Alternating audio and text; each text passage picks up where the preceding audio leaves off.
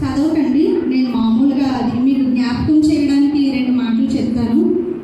అయితే మత్తయి సువార్త 21వ అధ్యాయంలోకి మనం వెళ్ళే ముందు మత్తయి సువార్త 20వ అధ్యాయంలోని లాస్ట్లో చూస్తే కనుక యేసు ప్రభువారు యెరికో పట్టణం నుండి వెలుచు అక్కడి నుంచి మార్గం మధ్యన ఆయన ప్రయాణిస్తూ, ఆ రోజుల్లో కాలినడకనే కదండి సువార్త చేసేవారు. ఇప్పుడంటే మనకి ట్రాన్స్పోర్ట్లు ఉన్నాయి, కారులో వెళ్తాం, లేదంటే బస్సులో వెళ్తాం, వ్యాన్లో వెళ్తాం, ఎలాగైనా సువార్త చేయగలుగుతున్నాం. కానీ ఆ రోజుల్లో యేసు ప్రభువు దినాల్లో మాత్రం చూసుకుంటే ఎటువంటి ట్రాన్స్పోర్ట్ లేదండి. అయితే యేసు ప్రభు వారు మొత్తం కాలినడకనే సువార్త చేసేవారు. కాలినడకన సువార్త చేస్తూ యెరికో పట్టణం నుండి ఆయన గుడ్డివారిని ముట్టి కొంతమందిని స్వస్థపరిచి అలా వచ్చినప్పుడు 21వ అధ్యాయంలో చూస్తే యెరూషలేముకు సమీపంగా వచ్చి అక్కడ బెత్పగేకు అని ఒక చిన్న గ్రామం ఉందంటండి. ఏ ఊరు? బెత్పగేకు అని ఒక చిన్న గ్రామం ఉంది. అక్కడి నుంచి యేసు ప్రభు వారిని గాడిద మీద ఊరేగిస్తూ హోసన్నా జయం, హోసన్నా జయం అని చెప్పి తీసుకొస్తున్నప్పుడు అక్కడ దూరం నుంచి యేసే అనంత జ్ఞాని కదండి, ఆయన ఇక్కడ దూరం నుంచి అక్కడ కట్టుబడి ఉన్న గాడిద పిల్లని చూశాడంటే. ఏం చూశాడు? గాడిద పిల్లని చూశాడంటే. అయితే ఇక్కడ గాడిద పిల్ల కట్టడం ఏంటి అంటే అనుకుంటే కనుక అక్కడ గాడిద దేనికి సంకేతం అని గత సంవత్సరం చెప్పానండి నేను. గాడిద దేనికి సంకేతం అండి? శాంతికి సంకేతంగా ఉంటుంది. అలాగే గుర్రం చూసుకుంటే కనుక యుద్ధానికి సంకేతంగా ఉందండి. అయితే గాడిద తన లోకంలో ఎంతో ప్రయాసపడి తన యజమాని చెప్పిన పని అంతటిని చేస్తూ తన భుజం మీద ఎంతో బరువును భారం మోస్తూ అది అలిసిపోయి ఒక దగ్గర కట్టుబడి ఉందండి. దాంతోపాటు దాని పిల్ల కూడా కట్టుబడి ఉంది. 21వ అధ్యాయంలో చూస్తే కనుక అయితే యేసుప్రభు వారు ఏమన్నారంటే ఆ గ్రామంకి చిన్న ఊరు, ఆ గ్రామంకి వెళ్ళి యేసుప్రభు వారు చెప్తున్నారు, అదిగో మీ ఎదురుగా ఒక గాడిద పిల్ల ఉన్నాయి, అవి కట్టుబడి ఉన్నాయి కాబట్టి వాటిని నా దగ్గర తీసుకురండి అని చెప్పాడండి. వేటినండి? గాడిద పిల్లని దేవుడు తీసుకురమ్మని చెప్తున్నాడు. ఇదేంటి, యేసయ్య పిలిస్తే పులులు సింహాలు అన్నీ వస్తాయి కదా, ఆయనకి ఎందుకు గాడిద పిల్ల అంటే గాడిద ఎంతో ఈ లోకంలో శ్రమపడి తన బరువును మోస్తూ తనకి విశ్రాంతి లేదండి, శాంతి లేదు, అక్కడ కట్టుబడి ఉంది. అయితే దేవుడు దూరం నుంచి చూసి కొంతమంది శిష్యుల్ని వారి దగ్గరికి పంపించి అక్కడ కట్టుబడి ఉన్న గాడిదని నా దగ్గర తీసుకురండి అన్నాడు. కట్టేసిన వేరే ఇంటి చోట కట్టేసిన గాడిదని విప్పుతుంటే ఎవరైనా ఏమడుగుతారండి? కట్టేసిన గాడిదని మనం వెళ్ళి విప్పేసాం అనుకోండి, ఏమడుగుతారు? ఓ నువ్వెందుకు మా గాడిదని విప్పుతున్నావు అని అడుగుతారా లేదా? సేమ్ అలాగే అడిగితే యేసు ప్రభు వారు ఏం చెప్పారంటే మీరు వెళ్ళి దాని కట్లు విప్పుకొని తీసుకొచ్చినప్పుడు అవి మీకు ఎందుకు అని అడుగుతారు. అప్పుడు దేవుడు ఏం చెప్పమన్నాడండి? అవి ప్రభువుకు కావలసి ఉన్నవి. ఎవరికి కావాలండి? హల్లెలూయా.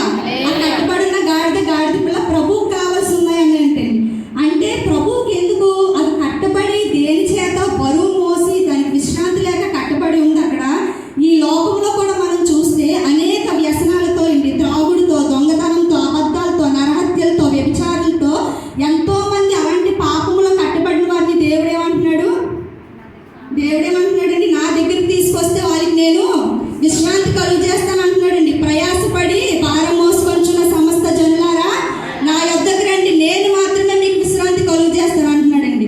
ఈ మాట చెప్పే అసలు ఈ లోకంలో ఈ మాట చెప్పగలిగే వాళ్ళు ఎవరూ లేరండి. ఈ 21వ అధ్యాయంలో చూసుకుంటే కనుక ఆ గాడిద పిల్లని దేవుడు ఏ విధంగా కట్లు విప్పి తీసుకురమ్మన్నాడో అలాగే ఈ లోకంలో అనేక వ్యసనాలతో, చెడుతనంతో నిండిపోయిన వారిని కూడా దేవుడు వారి సన్నిధికి తోడుకొని తీసుకురమ్మంటున్నాడండి. వారిని కట్లలో విప్పడానికి ఆయన సన్నిధికి తీసుకురమ్మంటున్నాడు. అపవిత్రాత్మతో కట్టుబడిన వారు, దురాత్మతో కట్టుబడిన వారిని దేవుడు ఆయన సన్నిధికి తీసుకొస్తే ఆయన మాత్రమే విడుదల కలుగు చేయవాడు. హల్లెలూయా. ఏ మనుషులు విడుదల కలుగు చేయలేడండి. ఏ మాంత్రిక శక్తి దగ్గరికి వెళ్ళా విడుదల కలుగు చేయలేరు, లేకపోతే ఇంకెవరికి దగ్గరికి వెళ్ళా విడుదల కలుగు చేయలేరు, జ్యోతిష్కుల దగ్గరికి వెళ్ళినా విడుదల కలుగు చేయలేరు. కానీ యేసు ప్రభు ఒక్కడు మాత్రమే సమస్తమైన వాటి నుంచి విడుదల కలుగు చేయవాడు. హల్లెలూయా. అయితే ఇప్పుడు చూసుకుంటే 21వ అధ్యాయం చూసాం కదండి. 21వ అధ్యాయం నుంచి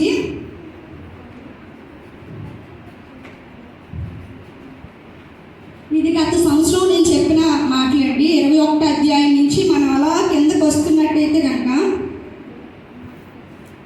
మత్తయి సువార్త 20వ అధ్యాయంలోనే ఉంటుందండి. మనం అలా కిందకు వస్తే ఇప్పుడు దానికి చెప్పే ముందు ఒక మాట చెప్తానండి. మనం ఇంట్లో చిన్న మొక్కలు పెంచుకుంటామా? చిన్న మొక్కలు పెంచుకుంటాం కదండి. ఇంకా ఎక్కువ ప్లేస్ ఉంటే ఏం చేస్తామండి? పెద్ద మొక్కలు వేసుకుంటాం, మామిడి చెట్లు వేసుకుంటాం, జీడి చెట్లు వేసుకుంటాం, ఏమైనా వేసుకుంటాం. కానీ మన ఇంట్లో చిన్న ప్లేస్ ఉంటే చిన్న మొక్కలు పెంచుకుంటాం. అవి మొక్కలు చక్కగా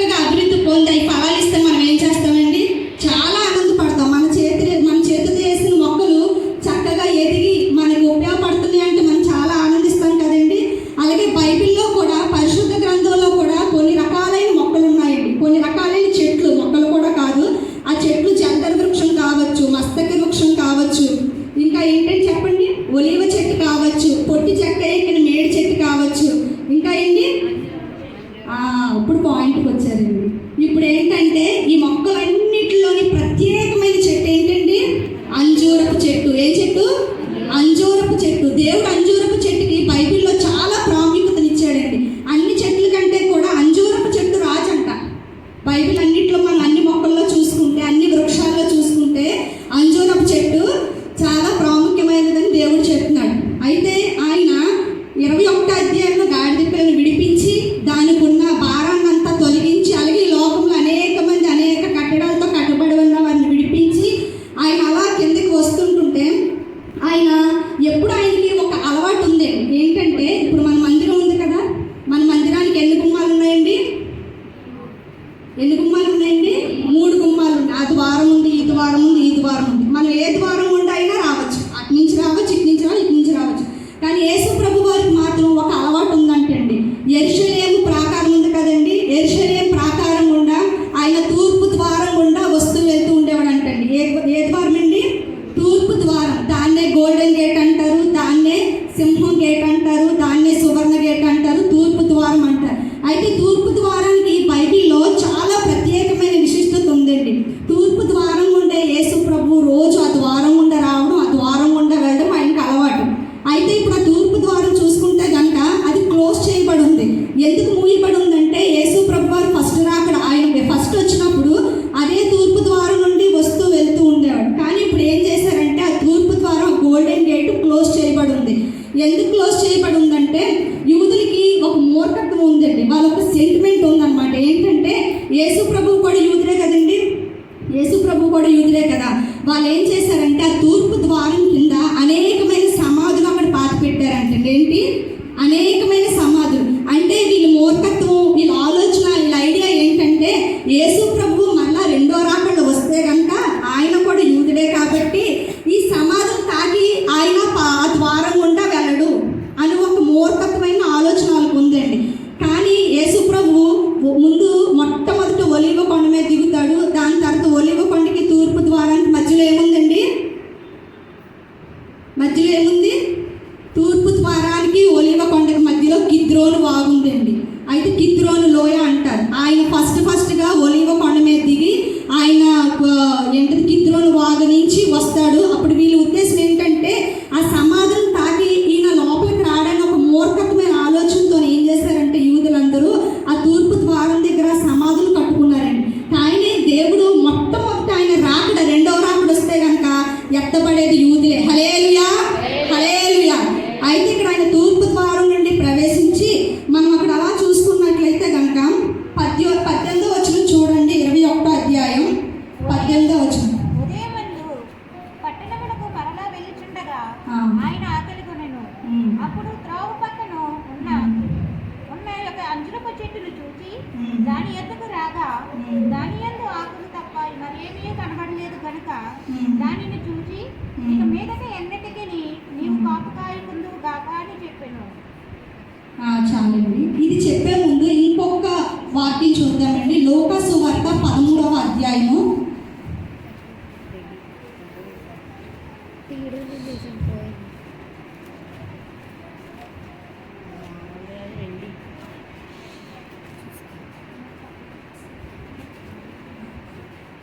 లోకా సువార్త 13వ అధ్యాయం నుంచి అండి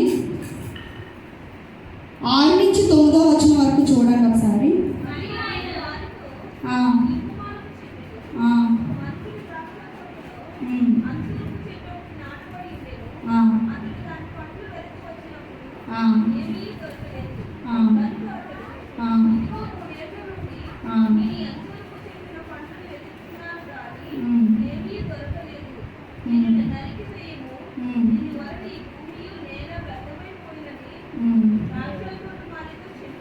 చాలండి. ఇక్కడ యేసు ప్రభు వారు ఏది చెప్పినా ఆయన ఒక చిన్న అలవాటు ఉందండి. గత సంవత్సరం చెప్పినట్టుగా ఆయనకి ఏది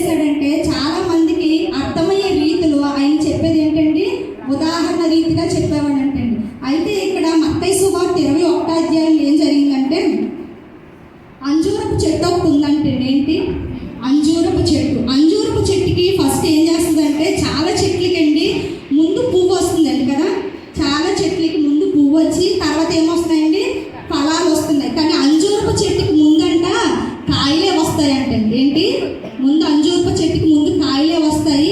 చాలా రుచికరమైన పళ్ళు అంటండి. అది చాలా హెల్త్కి కూడా మంచి బెనిఫిట్స్ ఉన్న అంజూరపు చెట్టు అండి. అది చాలా హెల్త్కి కూడా మంచిదని డాక్టర్స్ చెప్తూ ఉంటారు. మనకు అంజూరపు పళ్ళు ఇక్కడ దొరకవు, కానీ ఇజ్రాయెల్ దేశంలో ఎక్కువ అంజూరపు చెట్లు ఉంటాయండి. మనకు దొరికి డ్రై ఫ్రూట్స్లో కనుక చూసుకుంటే అంజీరా దొరుకుతుంది మనకి డ్రై ఫ్రూట్స్లో. అయితే ఇక్కడ ఏమంటాడంటే, దేవుడు యెరూషలేము తూర్పు ద్వారం గుండా అలా ప్రవేశిస్తూ వచ్చినప్పుడు, ఆయన నడుస్తూ వస్తూ ఉన్నప్పుడు ఏం చూశాడండి? అంజూరపు చెట్టుని చూశాడు. అంజూరపు చెట్టుని చూసి అంటున్నాడు, ఇదిగో పేతురు మత్తయి నడండి, నాకు ఆకలిగా ఉంది, ఒక్కసారి అంజూరపు వృక్షం దగ్గరికి వెళ్ళి చూద్దామని చెప్పి దేవుడు వచ్చి అంజూరపు చెట్టు దగ్గరికి వస్తే, అంజూరపు చెట్టు నిండి ఏమున్నాయండి? అంజూరపు చెట్టు నిండి ఏమున్నాయి? ఆకులు తప్ప ఏమీ లేవంటండి. ఇప్పుడు మన ఇంటి ముందు ఒక జాన్ చెట్టు ఉందనుకుందామండి. జాన్ చెట్టు నిండా ఫుల్ ఆకులు ఉన్నాయి, చక్కగా పచ్చగా కనబడుతుంది. అప్పుడు మనం ఏమనుకుంటామండి? ఏమని ఇప్పుడు మన ఇంటి ముందు ఒక చెట్టు ఉందనుకోండి, అందరూ ఆ చెట్టుని ఇలా చూసుకుంటూ వెళ్తారండి. ఎందుకంటే దానికి ఏం కాయలు ఉన్నాయేమో తెంపుకుందామని చూసుకుంటూ వెళ్తారు. అయితే ఇక్కడ అంజూరపు చెట్టు కూడా ఎంతో మోసం చేస్తుందండి. అంజూరపు చెట్టు నిండా ఆకులు ఉన్నాయి, కానీ దానికి ఏం లేవండి? ఫలాలు లేవు. అయితే యేసు ప్రభు గారు ఆ మార్గం గుండా అలా నడుచుకుంటూ వస్తూ చూస్తున్నప్పుడు ఆ శిష్యులతో అంటున్నాడు, నడండి ఒకసారి అంజూరపు చెట్టు దగ్గరికి వెళ్ళి చూస్తాం, నాకు ఆకలి వేస్తుందని చెప్పి. నిజంగా దేవుడికి ఆకలి వేసి అంజూరపు చెట్టు దగ్గరికి వెళ్ళాడు అంటాడండి? ఆకలి కాదు, దేవునికి నిజమైన గమనిస్తున్నారని డౌట్ అండి, అంతే కదా. యేసు ప్రభు గారు రోజు ఆ ద్వారం నుండి, ఇప్పుడు మనమే ఒక దారిలో వెళ్తూ వస్తూ ఉంటామండి. ప్రతిరోజు ఒక దారి అలవాటు అయింది అనుకోండి, ఆ దారిలో వెళ్ళి వస్తూ ఉంటే మనం అనుకుంటూ ఉంటాం, ఇక ఇక్కడ ఒక పెద్ద బిల్డింగ్ ఉండాలి కదా, లేదంటే సైడ్ ఒక చెట్టు ఉండాలి కదా అనుకుంటూ ఉంటాం. అలా యేసు ప్రభు గారు కూడా ఆ రోజే గమనించింది కాదండి. ఆయన ప్రతిరోజు అంజూరపు చెట్టుని చూస్తూ గమనిస్తూనే ఉన్నాడు. అయితే అంజూరపు చెట్టు దగ్గరికి వెళ్ళి, అంజూరపు చెట్టు నిండా ఆకులు ఉన్నాయి, అది మోసం చేసిన దానికి ఫలాలు లేవు. అంజూరపు చెట్టు దేనికోసం బ్రతుకుతుందండి? దానికోసం అదే బ్రతుకుతుంది. ఎందుకంటే అంజూరపు చెట్టు ఆకులు ఉన్నాయి, కానీ అది ఎవరికి ఫలభరితంగా లేదు, నిష్ఫలంగా ఉంది. అక్కడ ఎవరికి ఉపయోగం లేకుండా ఉంది, దానికి పళ్ళు లేవు. అప్పుడు యేసు ప్రభు ఏమంటున్నాడండి? ఆ కింద చదివితే మత్తయి 21వ అధ్యాయంలోని, తక్షణమే ఆ అంజూరపు చెట్టు ఎండిపోయింది.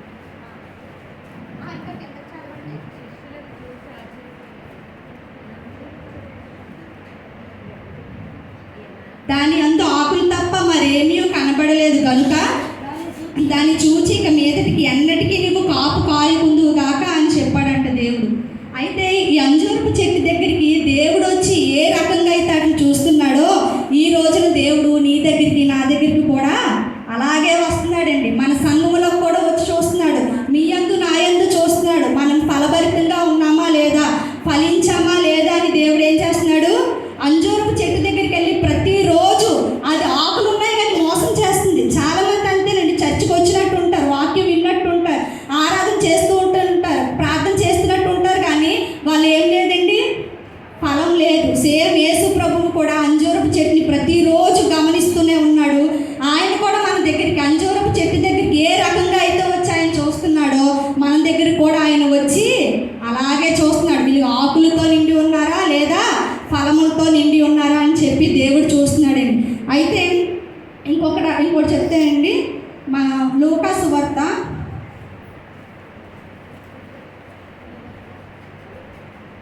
21వ అధ్యాయము 29 నుండి 38.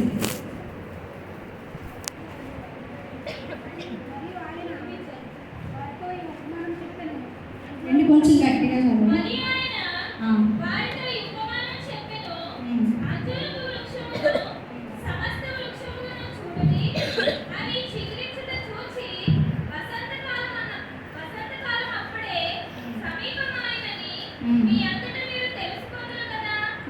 చాలండి, చాలు. ఆయన ఇంకో ఉపమానం చెప్పాడంటే, ఏంటది? అంజూరపు వృక్షము సమస్త వృక్షములను చూడుడి, అవి చిగురించుట చూచి వసంతకాలం అప్పుడే సమీపమాయనని దేవుడు చెప్తున్నాడంటే. అంటే వసంతకాలం ఎప్పుడు వస్తుందండి? శీతాకాలానికి వేసవికి మధ్యకాలంలో వచ్చేది వసంతకాలం. అంటే ఇప్పుడు మనం ఉన్నది ఏంటి? వసంతకాలంలోనే మనం ఉన్నాం. వసంతకాలంలో మొక్కలు అన్నీ కూడా శుభ్రంగా మళ్ళీ ఏమవుతాయండి? చిగురిస్తే. అలా చిగురించినప్పుడు దేవుడు ఏమంటున్నాడంటే, నేను మీకు సమీపంగా ఉన్నానని తెలుసుకోమంటున్నాడు. అంతే కదండి. ఆయన మన సమీపంగా ఉన్నాడు, కానీ మనం తెలుసుకోలేకపోతున్నాం.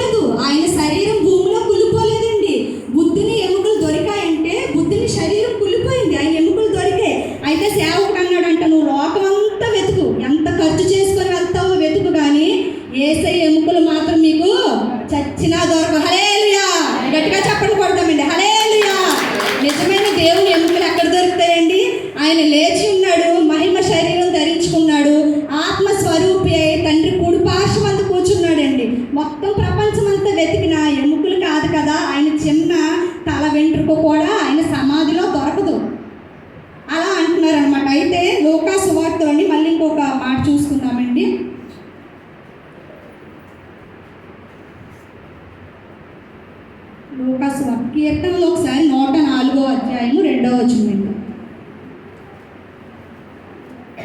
వస్త్రము వలె ఆ, వెలుగును నీవు కప్పుకొని ఉన్నావు. ఆ, తెరను పరిచినట్టు ఆ. ఆకాశ విశాలమును నీవు పరిచి ఉన్నావు. ఉమ్. జలములలో ఏం ఆయన ఏం చదువుతున్నారు? 104.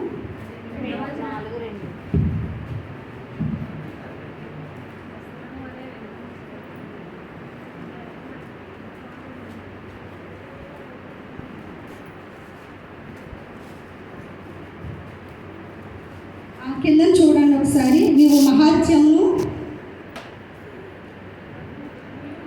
నీవు మహత్యమును ప్రభావమును ధరించి ఉన్నావు. ఆ, వస్త్రము వలె వస్త్రము వలె ఆ, చాలండి. ఆయన అంజూరపు చెట్టును ఎలా అయితే ఫలించాలని చూస్తున్నాడో మనం కూడా అలా ఫలించినప్పుడు ఆయన అంటున్నాడు, మనం వేసుకునేది ఖరీదైనవి కావచ్చు, మనం 10,000 రూపాయల వస్త్రాలు కావచ్చు, లేకపోతే 1,000 రూపాయల వస్త్రాలు కావచ్చు, 2,000 రూపాయల వస్త్రాలు కావచ్చు, ఎవరికున్న దాన్ని బట్టి వాళ్ళు వేసుకుని ఆయన ఏమంటున్నాడంటే, నువ్వు ఫలించినప్పుడు గొప్ప ఖరీదైన వస్త్రాలు ఇస్తాడంటండి. ఏ వస్త్రం అండి అది? ఏం వస్త్రం అండి? మహిమ వస్త్రం ఇస్తాడు, స్తుతి వస్త్రం ఇస్తాడు, ఇంకా నీతి వస్త్రం కూడా ఆయన మనకు ధరింప చేయడానికి సిద్ధంగా ఉన్నాడండి. ఎప్పుడంటే నువ్వు ఫలించినప్పుడు మాత్రమే, ఆయన ఆజ్ఞలను గైకొన్నప్పుడు మాత్రమే. అంజూరపు చెట్టు ఏ విధంగా అయితే ఫలించినట్టుగా మోసం చేస్తుందో, మనం అలా మోసం చేయకుండా దేవుని యందు నిజంగా మనం ఫలించినప్పుడు ఆయన నీకు గొప్ప వస్త్రాలు ఇవ్వడానికి ఆయన సిద్ధంగా ఉన్నాడండి. స్తుతి వస్త్రం ఇవ్వడానికి సిద్ధంగా ఉన్నాడు, నీతి వస్త్రం ఇవ్వడానికి సిద్ధంగా ఉన్నాడు, ఇంకా ఏంటి మహిమ వస్త్రం ఇవ్వడానికి సిద్ధంగా ఉన్నాడు, మహిమా ప్రభావం గల వస్త్రాలు ఇవ్వడానికి సిద్ధంగా ఉన్నాడండి. హల్లెలూయా. 2వ అధ్యాయము 12వ వచనం.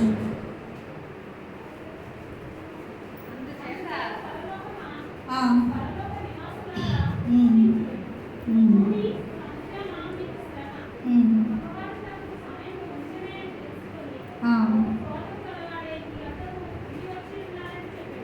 చాలండి. ఇక్కడ ఏంటండి, అపవాదికి ఏముందంట? సమయము చాలా కొంచెమే ఉందంటండి. సమయం దానికి కొంచెం ఉందని తెలిసిపోయింది. మనకు మాత్రం సమయం ఇంకా ఉంది అనుకుంటున్నాం. కానీ అపవాదికి ఏంటండి, సమయం కొద్దిగా ఉందని తెలుసుకొని ఎలా ఉందండి అది? బహు క్రోధం గలవాడే అంట. ఇంకా పైన ఒక్కసారి చూసుకున్నట్లయితే కనుక బహు క్రోధం గలవాడే. ఇంకొక అధ్యాయంలోని 1వ పేతురు అండి, 1 పేతురు 5వ అధ్యాయం 10లో ఒకసారి చూసుకుంటే, ఆ, ఆ, ఆ,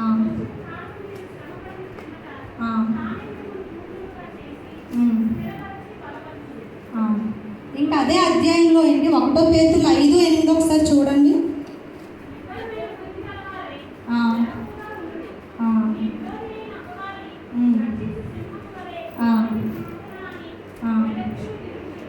చాలండి. ఇక్కడంటే అపవాదికి చాలా సమయం కొద్దిగా ఉందని తెలుసుకొని బహు క్రోధం గలవాడే అంటే ఏంటండి?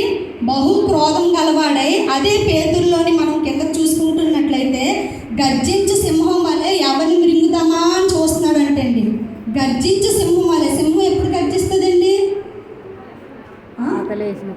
నిజంగా చెప్పాలంటే సాతాను సింహం కాదు కదండి.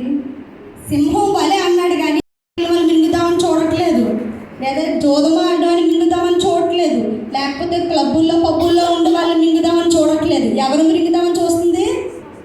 విశ్వాసుల్ని, చర్చిలో కూర్చున్న మిమ్మల్ని మమ్మల్ని మృంగుదామని చూస్తుంది. అలాగే గర్జించు సింహం వల్ల అంటే, కానీ అది సింహం కాదండి. మన సింహం ఎవరు? మన సింహం ఎవరండి? యోధా స్తుతి గోత్రపు సింహం ఎవరు? యేసయ్య మాత్రమే సింహం. కానీ ఇది సింహం వలె గర్జించి ఎవరైతే దొరుకుతారా, చాలా సమయం తక్కువ ఉంది, ఎవరినైతే మింగి వేద్దామా అని చూస్తుంది. ఎందుకంటే అది పరలోకం నుండి త్రోయబడింది కదండి. ఇక్కడ ఎందుకు దానికి స్థలం లేదు అక్కడ. మనకు కూడా స్థలం ఎక్కడ లేకుండా చూద్దామని చేస్తుంది. పరలోకంలో ఆయన రాజ్యంలో మనకు కూడా స్థలం లేకుండా చూద్దామని అది గర్జించే సింహం వలె వెతుకుతూ ఉందంట. ఎవరు దొరుకుతారు, ఎవరు దొరుకుతారు, వాళ్ళ కుటుంబాల్లో చిచ్చు పెడదామా, ఎవరి కుటుంబాల్లో సంతోషం ఉంది, ఎవరి కుటుంబంలో ఆనందంగా ఉన్నారు, ఎవరి కుటుంబంలో ప్రార్థనలు ఎదుగుతున్నారు, ఎవరి కుటుంబంలో వాక్యం ద్వారా బలపరుస్తున్నారు, ఎవరి కుటుంబంలో సంతోషం ఆనందంగా ఆయన అందున్నారో వారిని మాత్రమే ఏం చేస్తుందండి సాతాను? గర్జించు సింహం వల్ల ఎదురు చూస్తుందంటండి. దానికి సమయం చాలా తక్కువ ఉంది, కానీ మనకి సమయం ఇంకా ఎక్కువ ఉంది అనుకుంటున్నామండి. ఇంకా సమయం ఉంది కదా, సమయం ఉంది కదా అనుకుంటాం. హెబ్రీ పత్రికలోని 10వ అధ్యాయం 37వ వచనంలో చూసుకుంటే,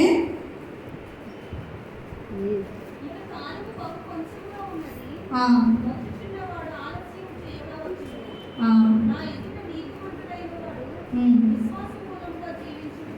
ఆ, చాలు. హెబ్రీ 10:37లోని ఏం చెప్తాడండి, ఇంకా కాలము బహు కొంచెంగా ఉందంటండి. దేవుడు చెప్తున్నాడు కాలం చాలా తక్కువ ఉంది. అయితే సమయం మనం ఇంకా ఏమనుకుంటున్నామంటే ఈ సంవత్సరం ఉంది కదా, లేదు ఇంకో 2 సంవత్సరాల తర్వాత కదా, 2033 సంవత్సరంలో అంతం అంటున్నారు కదా, లేదంటే 2028 సంవత్సరంలో అంతం అంటున్నారు కదా అనుకుంటాం. కానీ సమయం ఎంత ఉందండి, చాలా కొంచెం సమయం ఉందంట. ఈ సమయంలో సాతానికి ఒక్క నిమిషం దొరికిందో 1000 మందిని మింగేస్తాడు. 1000 మందిని సాతాన్ని నవ్వలేడు. ఎందుకు నవ్వలేడండి, దానికి పళ్ళు దేవుడు వెరక్కొట్టాడు కాబట్టి డైరెక్ట్గా ఏం చేద్దామని చూస్తుంది, మృంగేద్దామని చూస్తుంది అంటండి. కాబట్టి ఇక్కడ ఏమన్నాడంటే ఇక కాలము బహు కొంచెంగా ఉందంట. సమయం అమ్మ కాలం కొంచెంగా ఉందమ్మా, బాప్తీసం తీసుకో అంటే నాకేండి 30 సంవత్సరాలేనండి, ఇంకా 60 ఏనండి, తర్వాత తీసుకుంటానండి బాప్తీసం. 30 సంవత్సరాలు వచ్చేయండి. పోనీ మీ అమ్మాయికి బాప్తీసం ఇవ్వమంటే ఆ పిల్లకి 20 సంవత్సరాలేనండి. పోనీ మీ అబ్బాయికి బాప్తీసం ఇప్పించమంటే ఆ అబ్బాయికి 25 సంవత్సరాలేనండి. ఉద్యోగం వచ్చాక బాప్తీసం ఇప్పిస్తామండి, పెళ్లి చేశాక బాప్తీసం ఇస్తామండి, లేకపోతే తన చెడు అలవాట్లన్నీ వదిలేశాక బాప్తీసం ఇస్తామండి. ఇది కాదండి, ఎందుకంటే కాలం చాలా సమయం తక్కువ ఉంది కాబట్టి ఏం చేయాలి, రక్షణ పొందాలి, మారు మనసు పొందాలి. ఇంకా ఎప్పుడో అనుకుంటే అవదండి, వృద్ధాప్యంలోకి వచ్చాక, లేదంటే వయసు అయిపోయాక అప్పుడు నేను బాప్తీసం తీసుకుంటాను, లేదంటే అప్పుడు నేను రక్షణ పొందుతానంటే టైం లేదు, సమయం లేదు. ఎందుకంటే సాతాను గర్జించు సింహం వల్లే ప్రతి ఇంటింటికి తిరుగుతున్నాడండి. ఎవరినైతే పట్టుకుందామా, ఎవరినైతే మృంగుదామా అని ఎదురు చూస్తూ ఉన్నాడు. కాబట్టి సమయం లేదు. కాబట్టి ఏం చేయాలంటే మారు మనసు పొంది ఆయన రక్షణ పొందాలని ఇక్కడ హెబ్రీ పత్రికలో కాలం బహు కొంచెం తక్కువ ఉంది. ఆయన ఆలస్యం చేసేవాడు కాదండి, వచ్చేవాడు తప్పకుండా వస్తాడు, ఆలస్యం చేయడు. మనం అనుకుంటాం ఇంకా ఆలస్యం అవుతుంది, ఇంకా ఆలస్యం అవుతుంది, ఇంకా ఆలస్యం అవుతుంది, ఇంకా రాలేదేంటి దేవుడు అని మనం అనుకుంటాం. కానీ ఆయనకి ఆలస్యం కాదండి, ఆయన వచ్చి తప్పకుండా తీర్పు తీర్చే దేవుడు అనమాట. అయితే 2 అక్క చెల్లెలు ఉన్నారండి, 2 అక్కలు ఉన్నారు. ఒక తమ్ముడు రోగంతో చనిపోయాడు. రోగంతో చనిపోతే యేసు ప్రభు వారు ఆ సువార్త చేసి చేసి చేసి అదే గ్రామానికి నడుచుకుంటూ వచ్చాడు. అయితే అందులో వాళ్ళ అక్క అంటుంది, ఇప్పుడు వచ్చావా, ఎప్పుడో చచ్చిపోయాడు మా తమ్ముడు రోగంతో. ఎవరండి? అయితే మా అత్త యేసు ప్రభు మీద అడుగుతుందన్నమాట. అంటే మనసులో అనుకుని ఉండొచ్చు, మా తమ్ముడు ఎప్పుడో రోగంతో చనిపోయాడు, అప్పుడే సమాధిలో కూడా కుళ్ళిపోయాడు, ఇప్పుడు తిరిగి తిరిగి అన్ని గ్రామాలు సువార్త చేసుకుంటూ ఇప్పుడు వచ్చావా, నువ్వు ముందే వచ్చుంటే మా తమ్ముడు బ్రతికేవాడు కదా అని అనుకుంటుంది. ఇప్పుడు వచ్చి ఏం చేస్తావు, నేను టీ ఇస్తే పలహారాలు పెడితే తినేసి వెళ్ళిపోతావా అని తన మనసులో సోరుకుంటుందేమో. కానీ దేవుడు పై రూపాన్ని చూడండి, పై రూపాన్ని చూసి చెప్పే దేవుడు కాదు. నీ అంతరాత్మలో నువ్వేమనుకుంటున్నావో, నువ్వేం ఆలోచించుకుంటున్నావో, నీ ఉద్దేశాలు ఏంటో అన్నీ తెలుసుకున్న దేవుడు మార్త హృదయాన్ని కూడా తెలుసుకున్నాడు. అయితే మార్త ఒకవేళ అలాగే అనుకుంటుందేమో, రోగంతో చచ్చిపోయాడు, నువ్వు వచ్చి ఉంటే స్వస్థపరిస్తే నా తమ్ముడు బ్రతికేవాడు కదా. చాలామంది సేవకుల మీద కూడా అలాగే సొరుక్కుంటూ ఉంటారండి. ఇప్పుడు వచ్చారు, ప్రార్థన అయిపోయింది, ఎప్పుడో కిందటి వారం వస్తారు అనుకుంటే ఈ వారం వచ్చారు పాస్టర్ గారు అని చెప్పుకుంటూ మా సొనుక్కుంటూ ఉంటారు కదండి సేవకుల మీద. ఇప్పుడు వచ్చారా మీరు, అయిపోయింది ప్రార్థన, కేక్ కటింగ్ అయిపోయింది అనుకుంటాం. ఇదే రీతిగా మార్త కూడా యేసు ప్రభు మీద సొనుక్కుంటుందంటండి. అయితే యేసు ప్రభు మార్త ఎందుకు అలా సొనుక్కుంటామని అనలేదు. ఆయన తన అంతరాత్మలో ఉన్న ప్రతీదీ పరిశీలించాడు, ప్రతీదీ పరిశోధించి యేసు ప్రభు లాజరు రోగంతో చనిపోయాడండి.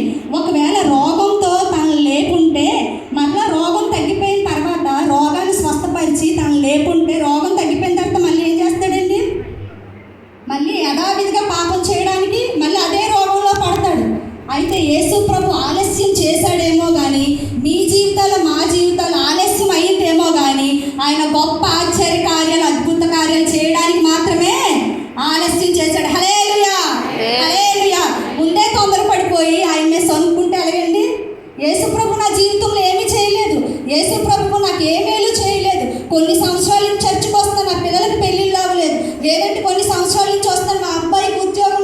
లేదంటే కొన్ని సంవత్సరాల నుంచి వస్తున్నా నేను ఇల్లు కట్టుకోలేదు. ఆయన మీద సొనిగితే ఎలాగండి? ఆయన నీకు అంతకంటే గొప్పదైన ఆశ్చర్యక్రియలు అద్భుత కార్యాలు చేయడానికి మాత్రమే ఆలస్యం అయ్యిందండి. అయితే ఇక్కడ మార్త సొనుక్కుంటుంది. మా తమ్ముడు చనిపోయాడే, 3 రోజులు సమాధిలో కొల్లబెట్టున్నాడు, పురుగులకు కూడా పట్టేసి ఉంటాడు, నువ్వు ఇప్పుడు వచ్చి ఏం చేస్తావయ్యా, ఇప్పుడు వచ్చి ఏం చేస్తావు నువ్వు అని మార్త యేసుప్రభు మీద సొనుక్కుంటుంది. కానీ ఆయన ఆలస్యం చేశాడేమో కానీ రోగం తగ్గించడం కాదు. ఏం చేశాడండి? ఏం చేశాడు? చనిపోయిన లాజర్ని తిరిగి లేపాడు. హల్లెలూయా. యేసుప్రభు అయితే ఏ రకంగా చనిపోయి తిరిగి లేచాడో మళ్ళీ అదే సమాధిలో నుంచి తిరిగి లేచింది ఎవరండి? లాజర్ మాత్రమే. ఆయన లాజర్ మాత్రం బ్రతికించి మరలా లేపాడు. అయితే ఇక్కడ మార్త సొనుక్కుంది. ఏం చేసింది? ఆలస్యం చేశాడు, మా పట్ల ఏమీ జరిగించలేదు, మా పట్ల ఏ క్రియ జరగలేదు, ఆలస్యం అయిపోయింది, ఆలస్యమైందని సొనుక్కుంటుంది. కానీ మన జీవితాల్లో కూడా అంతేనండి, సేమ్ టు సేమ్ అంతే. యేసుప్రభు ఎన్నో సంవత్సరాల నుంచి చర్చకు వస్తున్నా సరే మా జీవితాల్లో అద్భుత కార్యాలు జరగలేదండి, మా జీవితాల్లో ఆశ్చర్య కార్యాలు జరగలేదండి మనం అనుకుంటూ ఉంటాం. కానీ ఆయన ఆలస్యం వెనకాతల గొప్ప ఆశ్చర్య కార్యాలు దాగి ఉన్నాయండి. హల్లెలూయా. అయితే 1 పేతురు 1:5 ఒకసారి చూడండి. 1 పేతురు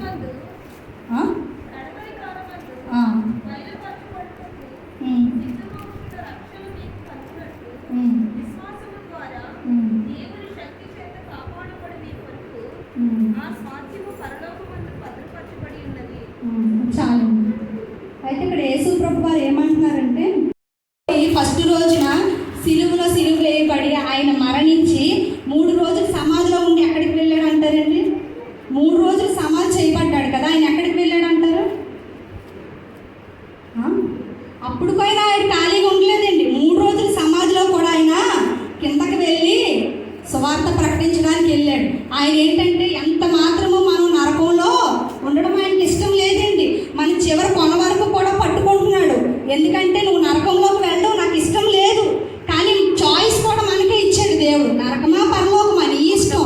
చివరి కొన వరకు కూడా పట్టుకొని ఎదురు చూస్తున్నాడు. నరకంలో వెళ్ళడానికి ఏ మాత్రం ఆయనకి ఇష్టం లేదండి. ఎందుకంటే ఆయన పోలిక చొప్పున మనల్ని నిర్మించుకున్నాడు. ఆయన ఏ రకంగా అయితే ఆయన ముక్కు మొహం కళ్ళు రూపం ఏ రకంగా అయితే మంచి స్వరూపంలో ఉన్నాడో అదే స్వరూపంలో మనల్ని కూడా ఆయన తయారు చేసుకున్నాడు. అయితే ఇక్కడ 2 మరణాలు ఉన్నాయండి. ఏంటంటే ఒకటి భౌతిక మరణం, రెండోది అగ్నిగుండం. అంటే ఏంటండి? అగ్నిగుండం. ఇప్పుడు మనకి ఇంకా వచ్చే నెల నుంచి చూసుకుంటే అండి, ఇప్పుడు 40 డిగ్రీల ఎండ ఉందనుకోండి, బయటికి వెళ్తే మనం ఏమవుతాము? ఆ ఎండకే మనం మలమల మాడిపోతాం కదండి. ఇంకా నరకంలో అగ్ని అంటే ఎలా ఉంటుందండి? నరకంలో అగ్ని చూడండి, ఇంకా బగ మండుతూనే ఉంటుంది. చనిపోము, అగ్ని ఆరదు, పురుగు చాలదు, మనం చనిపోము. మన శరీరం ఎలాగా కాలుతూ ఉంటుంది అగ్నిగుండంలో, కానీ చనిపోము. కానీ యేసుప్రభు అంటున్నాడు, నిత్య నరకాగ్ని నుండి తప్పించేది మాత్రం ఆయన మాత్రమే. హల్లెలూయా. ఈ లోకంలో ఎవ్వరూ సవాల్ చేయలేదండి. నేను నరకం నుంచి తప్పిస్తాను, నేను రక్షణ ఇస్తాను, నేను పాపం నుంచి విడుదల కలుగు చేస్తానని చెప్పిన వారు ఎవరైనా ఉన్నారండి? ఎవ్వరూ లేరు, ఎవ్వరూ కూడా చెప్పలేరండి. అయితే చిన్న ఉదాహరణ చెప్తాను. మరణము ఎంత భయంకరం అంటే అండి, భౌతికంగా శరీరానికి మరణం రావచ్చు, కానీ ఆత్మకు మరణం వచ్చింది అనుకోండి, రెండవ మరణం చాలా ప్రమాదకరమైనది. అయితే చిన్న మాట చెప్తారు. ఒక ఊరిలోని ఒక క్రైస్తవుడు చనిపోయాడంట. ఒక క్రైస్తవుడు చనిపోతే అక్కడున్న సేవకుడు పాస్టర్ గారు ఏం చేశారంటే సమాధి పెట్టి తయారు చేయించుకొని వస్తారని పక్క ఊరికి వెళ్ళారంటే. ఆయన చనిపోవడమే 3 గంటలకు 4 గంటలకు అయ్యి ఉంటారు. అయితే ఇతను సమాధి పెట్టి తయారు చేయించుకొని వస్తారని చెప్పి పక్క ఊరికి వెళ్ళి సమాధి పెట్టి చేయించుకునేటప్పటికి ఏమైంది? చీకటి పడిపోయింది. చీకటి పడిపోతే ఆయన రావడానికి ఏ విధమైన వెహికల్స్ కూడా దొరకలేదు. దొరకకపోతే ఆ సమాధి పెట్టి రోడ్డు మీద నిలబెట్టి అలా నిలబెడితే ఒక లారీ వస్తుందంటే, ఏమొస్తుంది?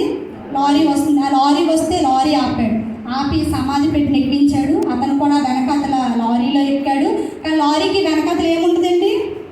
టాప్ ఉంటుంది కదా, రూఫ్ లాంటిది ఉంటుంది కదా, టాప్ ఉంటుంది కదా. అయితే సమాధి పెట్టి ఎక్కించి అతను కూడా సమాధి పెట్టి దగ్గర కూర్చున్నాడంటే, కూర్చుంటే సడన్గా వర్షం పడిందంటే. ఏమైంది? సడన్గా చిన్న చినుకులు వర్షం స్టార్ట్ అయింది. ఈ సేవకులు ఏం చేశారంటే, వర్షం పడుతుంది కదా, ఇక్కడ ఏమీ లేదని ఆ సమాధి పెట్టి తెరిచి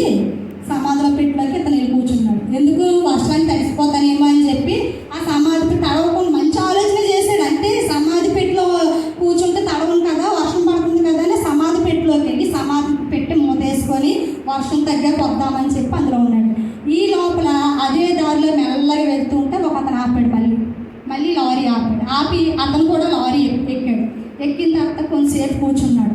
కూర్చున్న తర్వాత ఇంకా ముందుకు వెళ్ళిన తర్వాత ఇంకో అతను కూడా లారీ ఆపి అతను కూడా ఎక్కి ఇద్దరు కూర్చున్నారు. వెనక అతను సమాధి పెట్టి ఉంది లారీలో వెనక ఉంటే ఈ లోపల మధ్యలో ఏమైందంటే వర్షం చిన్న చినుకులు తగ్గడం జరిగింది. చిన్న చినుకులు పడి ఆగడం జరిగింది. అయితే ఈ సమాధి పెట్టులో ఉన్న సేవకులు ఇలాగా ఆ మూత తీసి పైకి లేచాడంటే అంతే.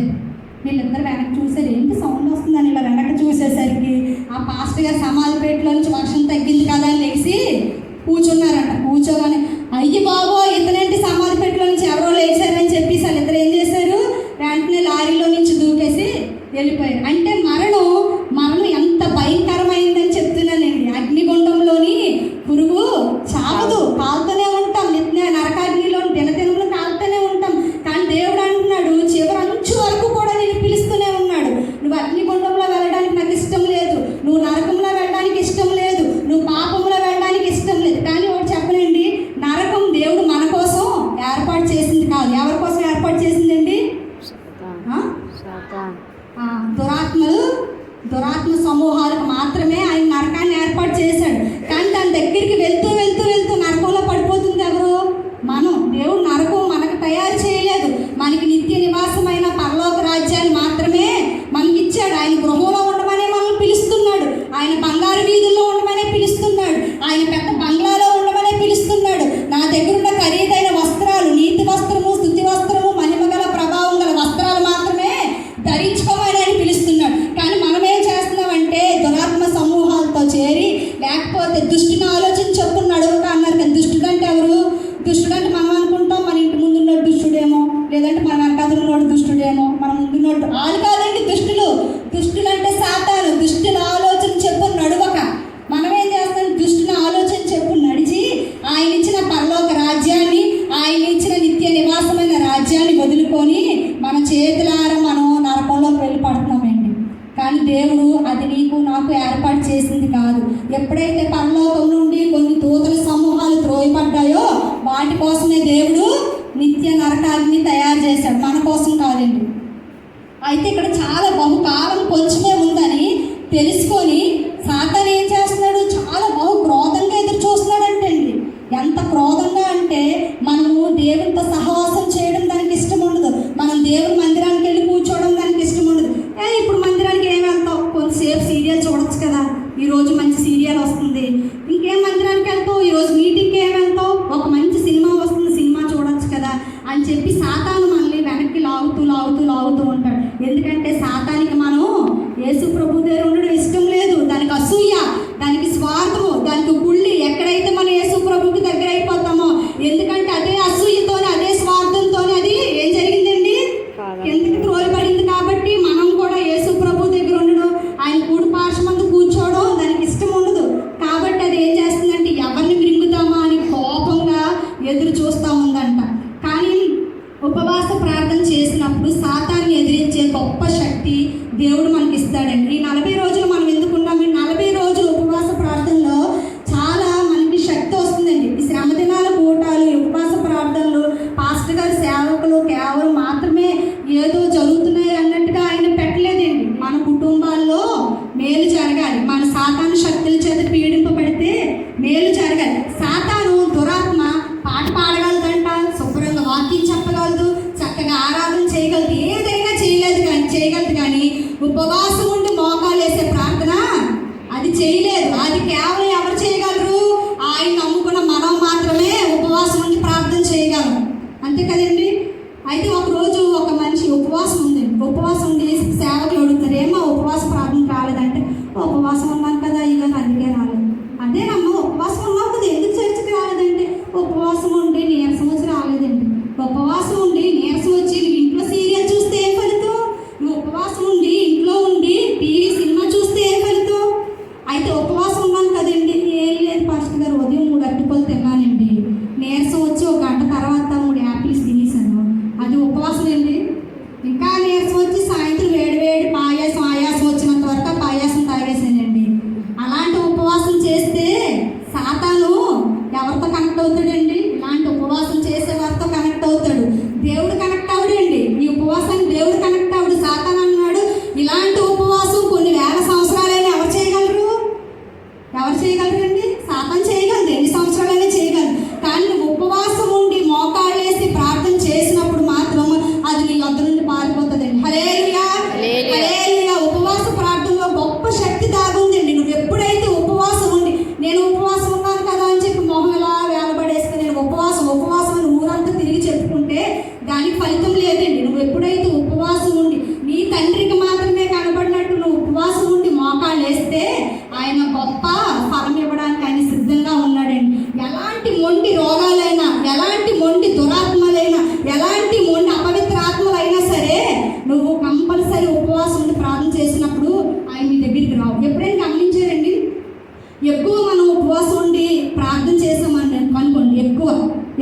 ఒక రోజులో ఒక 3-4 టైమ్స్ మోకాలేసి ప్రార్థన చేసాం అనుకోండి, ఏం జరుగుతుందండి? ఎవరికి ఎక్స్పీరియన్స్ లేదు, నాకు ఉందండి. ఏం జరుగుతుంది? మనం ఎప్పుడైతే ఉపవాసం ఉండి మోకాళ్ళు వేసి నీ గదిలోకి వెళ్ళి ప్రార్థన చేస్తావో అప్పుడు మన ఇంట్లో స్టార్ట్ అయిపోతుంది యుద్ధం స్టార్ట్ అయిపోతుంది కదండి. ఎప్పుడైతే ప్రార్థనలో మనం ఎక్కువ ఏకాంతంగా గడుపుతామో అప్పుడు ఇంట్లో సాతాను సమాధానం వచ్చుది. భార్యాభర్తలు గొడవలు పెడుతుంది, సంఘంలో గొడవలు పెడుతుంది, బంధువులతో గొడవలు పెడుతుంది, మనశ్శాంతి లేకుండా చేసి ఏం చేస్తుందండి? ప్రార్థన చేయకుండా ఆ దారి నుంచి తప్పించడానికి అది చూస్తూ ఉంటుంది అన్నమాట. అర్థమైందండి? కానీ ఉపవాస ప్రార్థనలో ఉన్న శక్తి దేవుడు మనకు తెలియజేస్తున్నాడు. 40 రోజులు ఎందుకంటే అండి 40 రోజుల్లో చాలా ప్రాముఖ్యమైన విశేషం దాగుతూ ఉందండి. మోషే సీనాయి పర్వతం మీద ఎన్ని రోజులు ఉన్నాడండి? 40 రోజులు ఉన్నాడు. యేసు ప్రభు బాప్తిసం తీసుకున్న తర్వాత 40 రోజులు. అప్పుడు ఏం జరిగిందండి? సాతాను వచ్చి నాకు ఒకసారి జరిగిందండి. నేను గదిలో చాలాసార్లు మోకాళ్ళు వేసి ప్రార్థించి ఉపవాసం ఉండి ప్రార్థించిన తర్వాత చాలా రోజులు నేను ప్రార్థించిన తర్వాత ఒక్కసారి నేను మేడ మీదకి వెళ్ళానండి. ఆ టైము 8:30 అంతా అవుతుంది. అయితే నేను సడన్గా మేడ మీదకి వెళ్ళి ఇంట్లో ప్రేయర్ చేసుకున్నాను కదా, ఒకసారి గాలికి పైకి వెళ్దామని జస్ట్ అలా వెళ్తే నల్లటి ఆకారాన్ని నేను చూశాను. నిజం, నల్లటి ఆకారాన్ని, ఎర్రటి కళ్ళ ఆకారాన్ని నేను చూశాను. నువ్వు ప్రార్థన చేయడం ఏంటని నన్ను భయపెట్టిందండి. నువ్వు ప్రార్థన చేయడం ఏంటి, నువ్వు మోకాళ్ళేసి, మీకు ఎవరికైనా జరిగిందండి అలాగా? ఎవరికైనా జరిగిందా? ఎక్కువ మనం ప్రార్థనలో గడిపినప్పుడు సాతాను ఏం చేస్తుందంటే మనల్ని ఆ త్రోవ నుండి తప్పించడానికి ఎదురు చూస్తారు అదండి. అయితే ఇక్కడ ఏమంటున్నాడంటే అంజూరపు చెట్టు కేవలం దానికోసం మాత్రమే అది బ్రతుకుతుందండి, నిష్ఫలంగా బ్రతుకుతుంది. మనం కూడా మన కోసమే బ్రతుకుతున్నామా? మన కోసమే బ్రతుకుతున్నామండి. పిల్లలకి పెళ్లి చేసేసాం, లేదంటే పిల్లలకి చదివించేసాం, లేదంటే పిల్లలకి మనవాళ్ళు మనవరాలు వచ్చేసారు. అది కాదండి జీవితం. దేవుడు మనల్ని పుట్టించింది దేనికోసం? ఆయన చిత్తం జరిగించడానికి మనల్ని పుట్టించాడు. ఇక్కడ కూడా ఏంటంటే అంజూరపు చెట్టు ఆకులంతా కన్నబడి ఎదుటి మనిషిని మోసం చేస్తుంది, కానీ దానికి ఫలాలు లేవు, దానికి పళ్ళు లేవు. కానీ దేవుడు ఏమంటున్నాడంటే అంజూరపు చెట్టులా ఉండొద్దు అంటున్నాడు. అంజూరపు చెట్టు మంచిదే, అన్ని విధాలుగా అది శ్రేష్టమైన చెట్టే, కానీ అక్కడ అంజూరపు చెట్టు మోసం చేసినట్టుగా చెయ్యొద్దని దేవుడు అన్నాడు. మీరు ఫలించాలి. ఆత్మఫలాలు ఏంటండి? మనం ఫలించాలంటే ఆత్మఫలాలు ప్రేమ, సంతోషం, సాత్వికం, ఆశా నిగ్రహం, ఇవన్నీ ఏంటండి? అయ్యే ఫలాలు. మనకి దేవుడు ఏం ఫలించమని చెప్తున్నాడు? గలతీ పత్రికలో ఉన్న ఆత్మ ఫలాల ద్వారా మాత్రమే మనల్ని ఫలించమని చెప్తున్నాడు. అంజూరపు చెట్టు వల్లే కాదు, కానీ మనల్ని మనం మోసపరుచుకుంటున్నాం. అంటే అలా ఉండి ఎవరు మోసపరుచుకుంటాం? మనల్ని మనం నిత్య నరకాగ్ని నుంచి తప్పించడానికి ఆయన సన్నిధికి రమ్మని చెప్తుంటే మనం దూరం వెళ్ళిపోతూ ఉంటే సాతాను మనం గట్టిగా పట్టుకుంటాడు. ఎందుకంటే ఈ రోజు లోకంలో చూస్తుంటే అక్కడక్కడ యుద్ధాలు, భయంకరమైన రోజులు జరుగుతున్నాయండి. ఒక బాంబు పడిందంటే కొన్ని వేల మంది చనిపోతారు. సాతానికి అదే కావాలి. సాతానికి రక్తపాతం కావాలి, సాతానికి ఒకరు దుఃఖించడం కావాలి, సాతానికి ఒకరు సంతోషంగా ఉండడం ఇష్టం లేదు కదండి. ఈ రోజుల్లో మనం చూస్తే కడవరి దినాల్లో ఉన్నామండి. కాబట్టి ఆయన ఏమంటున్నాడంటే రెండవ మరణంలోనికి, అగ్నిగుండంలోకి వెళ్ళదు. భౌతికమైన మరణం తప్పదు, మనకి ఎప్పటికైనా భౌతికమైన మరణం తప్పదు, కానీ అగ్నిగుండంలో వెళ్ళకుండా దేవుడు ఏం చేస్తున్నాడంటే మనం తప్పించడానికి సిద్ధంగా ఉన్నాడు. ఆయన పరిశుద్ధాత్మ ద్వారా మన అందరితో మాట్లాడుతున్నాడు. అగ్నిగుండంలోకి వెళ్ళదు, నరకాగ్నిలో, నిత్య నరకాగ్నిలోని కాలిపోవద్దు అంటున్నాడు. అయితే ఒకరోజు కొంతమంది యవనస్తులు ఒక గదిలో ప్రార్థన చేస్తూ 23 మంది యవనస్తులు ఒక గదిలో ఉండి ప్రార్థన చేస్తూ అయితే వారందరినీ ఒకరోజు వాళ్ళు ప్రార్థన చేస్తున్న దర్శనంలో నరకాగ్నికి వెళ్ళి వచ్చారంటండి.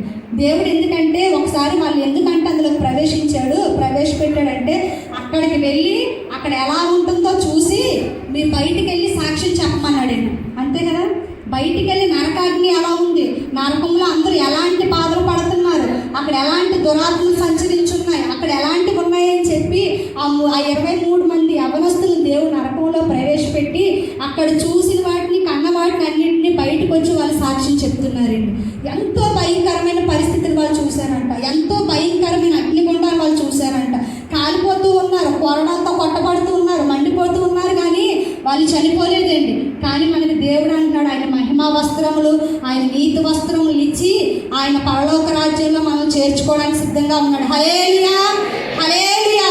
ఇలాంటి గొప్ప రక్షణ ఎక్కడా ఉండదండి. బైబిల్లో మనుషులు తప్పులు చేసిన వాళ్ళు ఉన్నారేమో, కానీ పరిశుద్ధుడు యేసయ్య మాత్రం ఏ తప్పు, ఏ పాపం చేయలేదండి.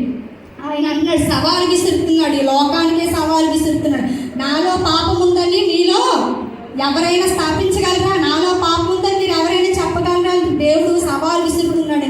ఈ లోకంలో అలా సవాలు విసిరే వాళ్ళు ఎవ్వరూ లేరు, యేసుక్రీస్తు ప్రభువారు తప్ప ఎవ్వరూ లేరు. అలాంటి గొప్ప రక్షణ నిర్లక్ష్యం చేసుకోవద్దు అంటున్నాడు. సమయం అంతకాలం లేదండి, శ్రమ కొంచెం కాలం ఉంటుంది. అంటండి, శ్రమ కొంచెం కాలం ఉంటుంది.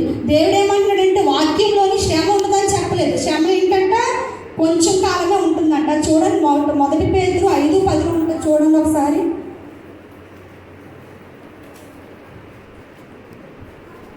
తన నిత్య మహిమకు ఆ, క్రీస్తునందు ఉమ్. మిమ్మల్ని పిలిచిన ఆ, సర్వకృపానిధియగు దేవుడు ఆ. కొంచెం కాలం మీరు శ్రమపడి చెప్పండి చాలా తానే మిమ్మల్ని పూర్ణులుగా చేసి స్థిరపరిచి బలపరచును.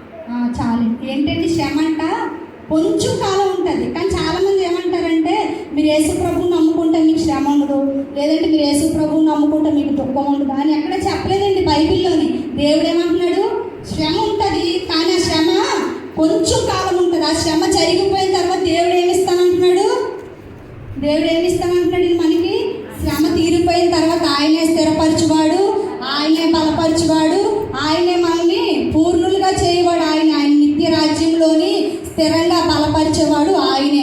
కాబట్టి శ్రమలు వచ్చినా ఏమొచ్చినా భయపడుకోకుండా ఆయన సన్నిధిలో ముందుకు సాగిపోవడానికి దేవుడు కృప చూపినట్లుగా ఈ చిన్న వాక్యం దేవుడు దీవించును.